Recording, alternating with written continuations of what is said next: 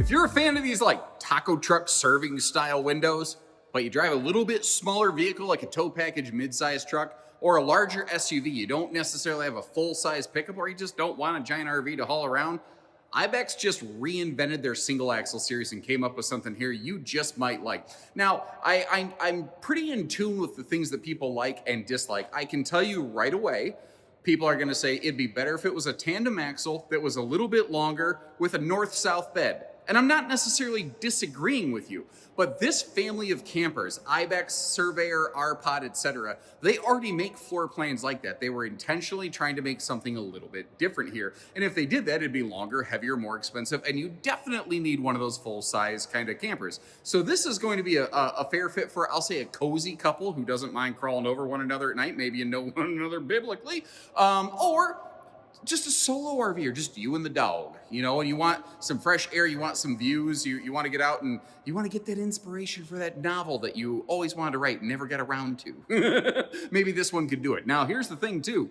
This could be a camper that gets you away from things because as we're seeing it here today with their optional Black Canyon Beast Mode package, it has an upgraded trailing arm independent off-road suspension package. These always have an enclosed heated belly with tank heaters, larger air conditioner. Also, you've got things like a bigger bathroom vent fan that I really personally enjoy.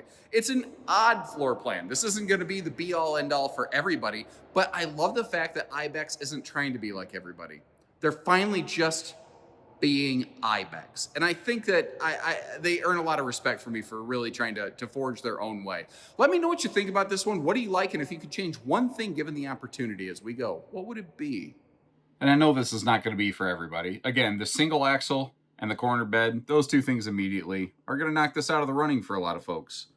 If you can see past that, though, I think this is an interesting floor plan that offers some not commonly found features. I have a feeling these, I call them taco truck windows, are going to become more and more common. Now, in case you're curious, like, yeah, it's wide open air right now. You have a couple different ways of keeping the bugs out of this thing. First of all, you've got the day shade that pulls down, but notice how that was not the night shade. One of the things this group has been doing a really good job of is just listening to consumer feedback. And on similar products, in other videos that I've made, people have said, why doesn't the blackout shade open from the bottom? I would prefer it kind of do that. So they said, no big deal. That's an easy thing. We'll do that. Actually, hold on. I'm going to, there we go, carefully plop my backside in this nice, actually surprisingly plush theater kind of love seat over here. You see how there's the household and the USB outlets on the right side of that countertop. That could make it just enough of a laptop warrior station where I think you could do a little bit of a weekend warrior work. That is a 12-volt smart TV, by the way, and I think very intelligently, get my fat butt up, positioned so that you can, whether you're at the sofa, the taco bar or the bed, you could pivot around and be able to view it from, basically it's everything except toilet TV certified. So there's that. Now your tandem axle Ibex are made with a 6'10" ceiling. Your single axle series here does maintain a more traditional 6.5 foot ceiling. So kind of keep that in mind. There is a bit of a division in the family there, but it's easy to see one or two axles. The air conditioner is still a 15,000 BTU. Basically, the equipment is going to be absolutely identical wherever possible. And because they didn't have a slide in this one, it's just simpler, no nonsense. You don't got to worry about the extra upkeep and whatnot. But they were able to go with a normal wall-hugging theater seat. And this, I ask the question all the time, would you like to see no slide RVs with nicer like theater seats? And other manufacturers are like, oh, we can't do that. Huh, funny. These guys figured out how to do it. I've really learned that while we don't think we can do that in the RV industry is code for we don't really want to try. And hey, right, wrong, or otherwise, maybe you don't like this camper. That's okay. I think we got to give Ibex credit for trying. They're pulling some cool stuff off here. It's easy to miss too because of the front profile that these have. You don't realize how big and deep those cabinets are. Now, real quick here, I want to mention, like, I'm not in the business of like trying to sell clothing. I'm just your friendly neighborhood RV nerd with a chicken nugget dad bod. But sometimes I'll throw my hat in cabinets like that, and people will inevitably ask me, "Hey, where can I get one of those?" I've got a link in the video description. If you're curious, you could see, you could look into one of those, or I have a couple other things, but I kind of just have them there for fun. I'm not going to be the next Levi Strauss. Anyway, moving on from there. With 4 cabinet doors below the bed, I was kind of expecting more storage. You can see how part of that is partitioned off. You know what I haven't looked at? Is it open from the other side for some reason? No. What is in there? I don't know what's in that mystery box.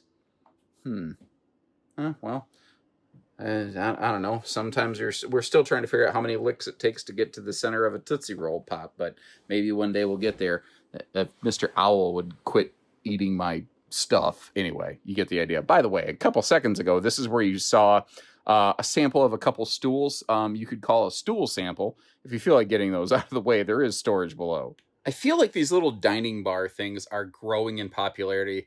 Let me ask you, like, ignoring this floor plan, it really is, I guess, floor plan dependent, but like, are you a person who just doesn't actually have any use for a dinette? I know there's some people like, man, we like to have a dinette, sit down, do cards, do prep work, whatever.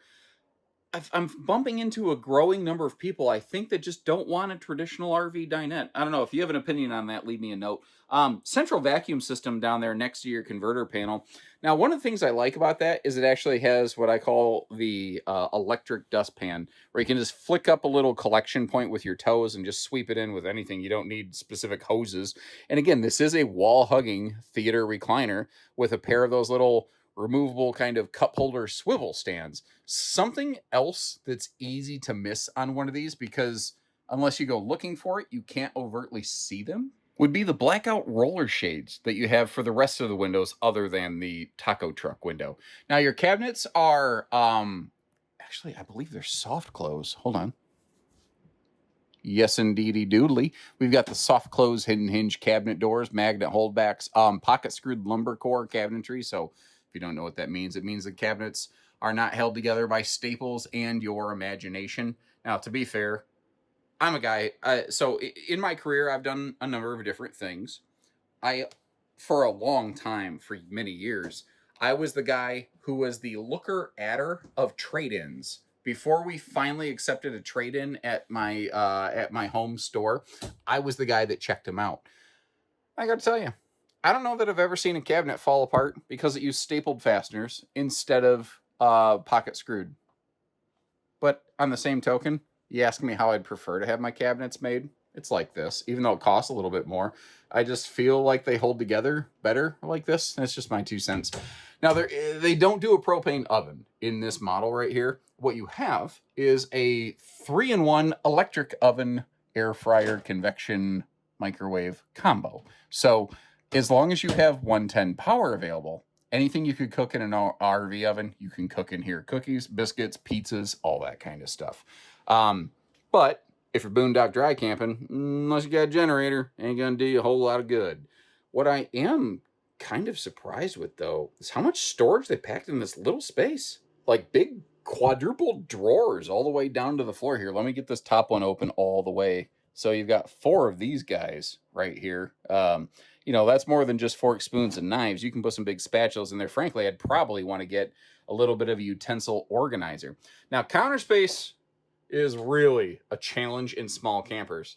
But when you notice how you can pull the sink cover is basically in the mobile position, the going down the road position, bracketed on that rear wall behind the stovetop. You've also got that stovetop cover and the sink cover, giving you, I don't know, some prep space in a small RV. I'm not going to say great. I don't know that that's necessarily true. I do appreciate that some manufacturer finally realized you got to shorten up your sink covers if you're going to put the little cup sprayer. By the way, can I ask a question? Anybody, any floor plan, any camper, is this anything that you care about? The little cup sprayer, in my experience, all it does is add additional plumbing connections, and it seems like people just spray antifreeze around with it, but I'm not an actual user. I don't know. Now, you might have noticed if you're watching real closely how the faucet head here has rotated. That's not an accident. This actually has two functions, a waterfall edge like this and a traditional sprayer. So kind of a interesting two-in-one sort of feature they've done here. Now, the angle that I am at, I can't really get into the refrigerator, so allow me to do a little matrix move to pivot around this thing. I know Kung Fu. 10 cubic foot, 12 volt compressor fridge. I want to mention that because a lot of builders are quietly sizing down to 8 cube models. You might notice this is the RV that I've been using as my daily base of operations down here in the Forest River development bunker, where I've got my daily snacks. And of course, the most logical place to store remote controls for your smart TV in the refrigerator. I think we all know that goes without saying. Now, if I rotate around a little bit more over here, giving us a look, we do have a porcelain foot flush toilet. It's a tight bathroom. Like if you notice here, it was, I wouldn't want it any smaller. Could I do what I need to do in here? Yeah. Do I want it smaller? Absolutely not, you know. Thank goodness they did the little cutaway right there. Now, working our way up the wall, I kind of would really like it if this big blank wall had a little bit more in the way of attention. We do have a couple towel hooks here, so it's not like they did nothing with it. I don't know. Maybe if it was even just one more to kind of fill that space, but it's a solo couples camper. I don't know that it necessarily needs 4 or 5 towel hooks. That could be silly too. Big XL vent fan too. That's another thing. Surveyor was listening. People said, we want a bigger fan. They said, fine, we're fans of that. But remember, single axle surveyors are an industry standard 6.5 foot height. So my head is most definitely in the shower on that sucker. And this is another interesting little thing. You got this big medicine cabinet mirror here. Let me get that open. Is the travel lock on this thing? Hold on. There actually is a little stretchy band on it. Yeah, right here. Okay. There's a little bungee band on it so it doesn't fly open in transit, which is nice. I should have checked that before I went to just grab it. And remember, if you're trying to open something in an RV and it doesn't do the thing you want it to, just stop. What I was going to show you is that you also have a couple little toothbrush holders down there. Now, one of the things that's easy to forget on this, I don't know if it's because of the taco truck window and the breakfast bar or whatever you want to call it.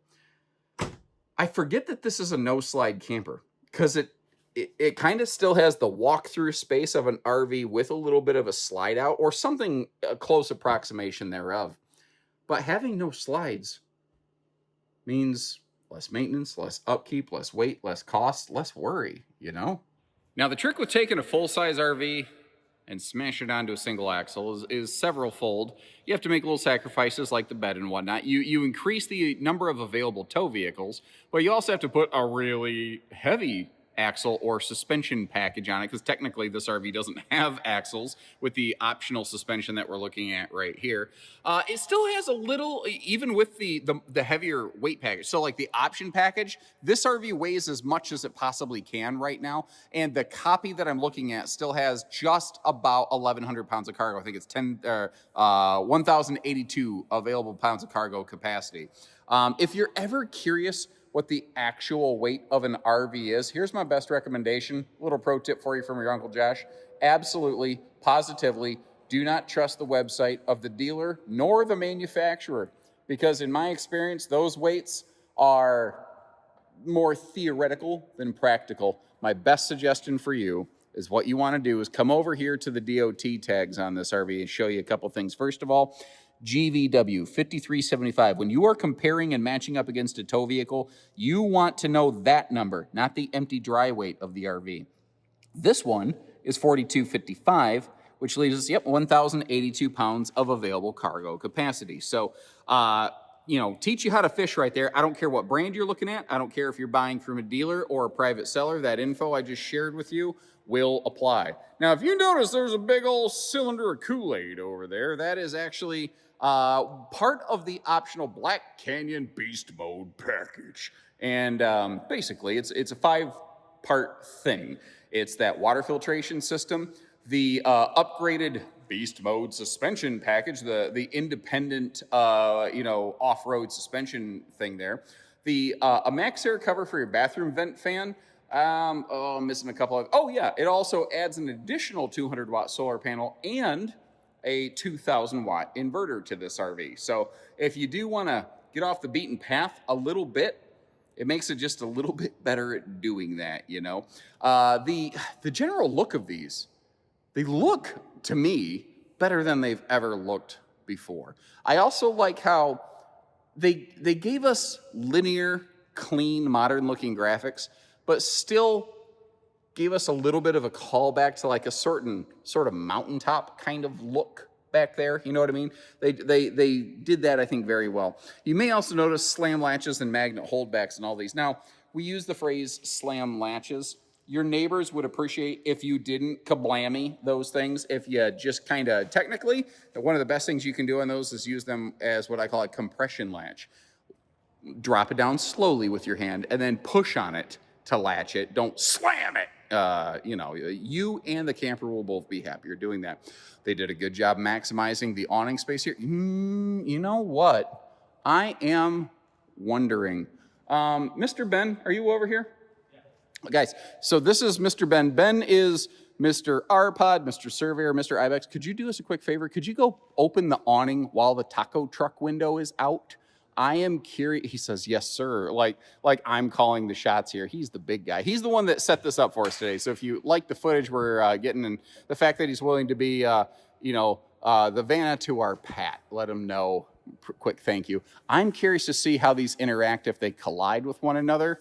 Actually, I think this is going to end up working out just fine. Visibly, had we not opened this, I would have thought it was going to be a problem.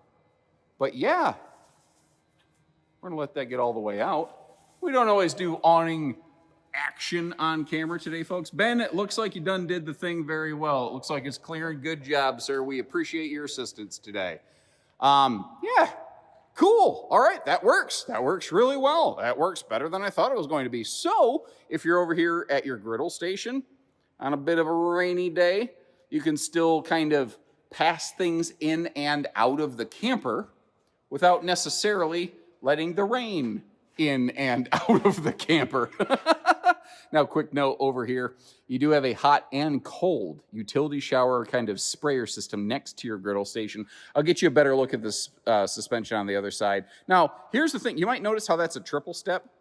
That right there is an instant dead giveaway that this RV has significantly greater ground clearance as compared to most RVs this size that'll have a two-step entry. You can seriously use the steps to give yourself a very quick barometer point for that. Now, the roof is walkable. It's a PVC roof membrane. The membrane itself really needs no specific upkeep. Remember, you still have seals up there. You're going to want to be diligent about taking care of those. But ladder prep, camera prep, tankless on-demand water heater. I got a little bit too far. Let me back up because I think this is an important feature to see. And if I go too far, you wouldn't see it because the spare tire would be blocking the 2-inch receiver hitch that we have on the back. Now, all Ibex models, single or tandem axle, will always have an enclosed forced-air heated belly with radiant barrier layering and 12-volt tank heaters. Now, Ibex doesn't make some kind of insano seasonality claims, and I have huge respect for them that they do that. They have the same package as the brands that make the insano seasonal claims. I don't use the word 4 seasons. I think it's misleading. I don't like it. I'll tell you, this should have a respectable extended season package, and it is a singular sewer outlet, which a lot of people like. Now, by default, this RV would normally have a leaf spring suspension package. It will always have at least all-terrain tires. You actually get a tire upgrade with the Black Canyon Beast Mode package that we're looking at here, but we have a true independent suspension package here. And single axle RVs are I couldn't decide what I wanted to say, notoriously bumpy and jumpy in transit. So having that better suspension package, this thing will ride better, handle better, and probably serve you better by more likely staying out of service centers because the RV is not getting jackhammered around every time you go down the road. Now, real quick note before we wrap up here. I do want to kind of demonstrate that because the RV does have that awesome ground clearance, this window is fairly high. Like with my hat and my shoes, I'm probably about 6'3" tall right here. Flat-footed, I'm about 6'1", but you know, I've added some things for verticality today. I think you can still hand stuff. up and down though, you're gonna wanna be careful. Like if you've got a platter full of hot meat with juices coming off of it, you don't wanna tilt it and cause all that to go dribbling down you. That's a great way to end yourself up in a burn unit.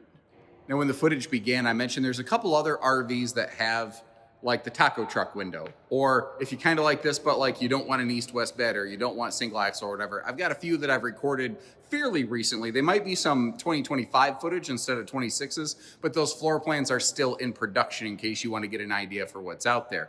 I'll also leave you links, not just to those videos, but to double check pricing and availability. If you're curious or serious what one of these is going to run, you don't have to call a salesperson. Give us your blood type and a stool sample. But you can you can just get a price tag. No, none of that, none of the other required.